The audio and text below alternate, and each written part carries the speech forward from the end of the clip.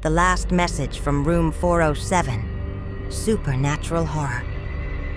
Welcome back to Magic Verse, where shadows hold secrets and forgotten whispers echo through time. Tonight's tale takes us inside an old hospital wing, where a lonely man's final words: leave behind more than silence, turn off the lights, and listen closely. Some messages are never meant to be heard. Chapter 1. The Forgotten Wing. I was never one to believe in ghosts or supernatural tales. That changed during one night shift in 2018, when I was working as a nurse in the hospital's abandoned East Wing. The old floor had long since been shut down, except for a few patients awaiting transfer. The flickering lights, creaking floors, and echoing silence were enough to unsettle even the most seasoned staff. One of those patients was Mr. Arthur Langley, 72. No family, no visitors, no words, really. He had been there for weeks in room 407, the farthest room from the nurses' station. There was always something off about him. He never complained, never called for help. He just stared, always at the same corner of the room. Chapter 2. The visitor in the corner. It was 2:03 a.m. The hallway was silent, save for the occasional buzz of the faulty light. I began my rounds, and as I passed room 407, I heard faint whispering. Thinking it was a TV, I peeked inside. The room was dark. No TV. Mr. Langley was sitting up, his face turned to the far corner, whispering.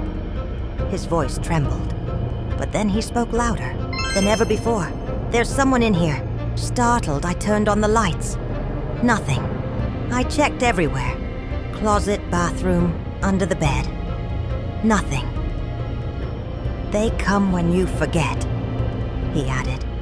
I asked him to explain, but he just shook his head and stared. I stayed a little longer, gave him his meds, fixed his blanket, but he never took his eyes off that corner. As I left, I swear I heard something else. Not him. A second whisper. Not quite human. Chapter 3. The redial. The next day, when I returned to work, I learned Mr. Langley had died shortly before sunrise. Heart failure, they said. I felt heavy, uneasy, like something had been left unfinished. When I went to collect his belongings, something caught my eye. The landline phone next to his bed was off the hook. Odd, because I was certain I hadn't seen that before.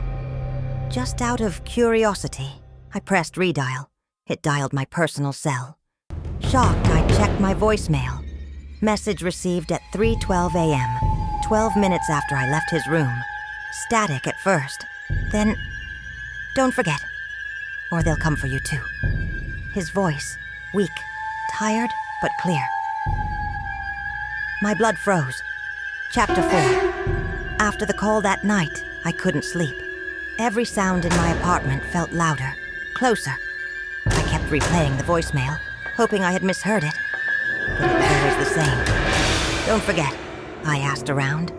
No one else had spoken to Mr. Langley in days. No one had touched the phone.